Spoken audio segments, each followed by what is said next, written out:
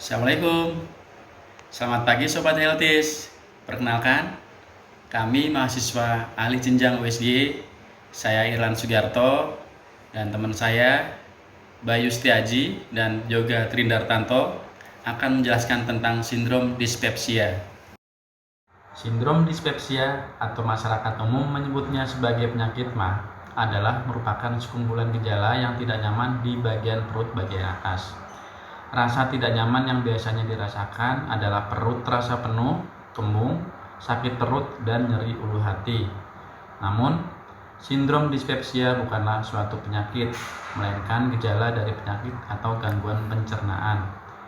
Keluhan lain yang dapat timbul adalah cepat merasa kenyang saat makan, tidak dapat menghabiskan makan dalam porsi banyak, perut terasa penuh setelah makan dengan porsi normal, rasa perih hingga panas terbakar pada lambung dan kerongkongan, dan sering buang gas. Sindrom dispepsia dapat terjadi ketika jumlah asam lambung meningkat dan menyebabkan iritasi pada dinding lambung. Iritasi ini menyebabkan munculnya berbagai keluhan di lambung yang dapat terasa hingga ke kerongkongan. Keluhan nyeri pada lambung inilah yang sering membuat dispepsia dikenal juga sebagai sakit MAH. Sindrom dispepsia dapat terjadi karena pengaruh gaya hidup seperti pola makan yang kurang baik, misalnya makan tidak teratur atau banyak mengkonsumsi makan yang berlemak dan pedas.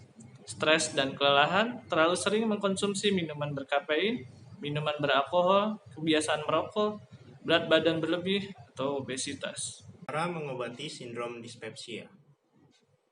Pengobatan untuk sindrom dispepsia perlu disesuaikan dengan penyebabnya dan tingkat keparahan gejalanya. Oleh karena itu, jika Anda mengalami gejala yang mengarah pada sindrom dispepsia, sebaiknya periksakan diri Anda ke dokter.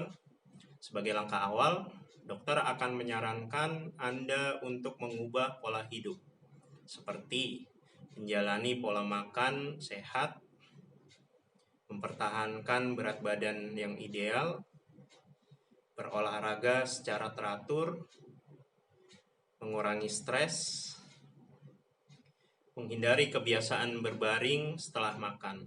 Oleh karena itu, tunggu setidaknya 2-3 jam setelah makan sebelum berbaring atau tidur, dan menggunakan obat-obatan. Apa saja sih makanan yang harus dihindari oleh pengidap dispepsia? Yang harus dihindari adalah makanan yang pedas, makanan yang asam, makanan yang berlemak, minuman berkafein dan beralkohol. Makanan apa saja yang aman untuk dikonsumsi oleh pengidap dispepsia? Yaitu buah delima, pisang, oatmeal, jahe, dan biskuit. Selain itu, harus dilakukan perubahan gaya hidup agar dispepsia tidak kambuh kembali. Hal lain yang harus dilakukan untuk menyembuhkan dispepsia adalah mengatur porsi dan jam makan.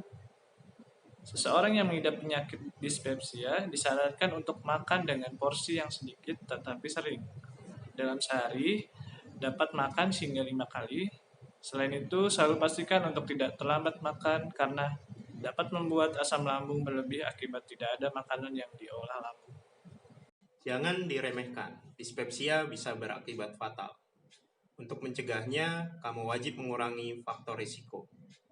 Jika tidak segera ditangani, maka dispepsia dapat memicu beragam komplikasi yang serius, yakni perdarahan saluran cerna bagian atas, seperti ulkus peptikum, perforasi lambung, anemia, inflamasi faring dan laring, aspirasi paru, dan kanker esofagus. Demikian informasi yang dapat kami sampaikan. Semoga video ini dapat bermanfaat. Saya Irlan. Saya Yoga. Saya Bayu. Terima kasih. Salam sehat.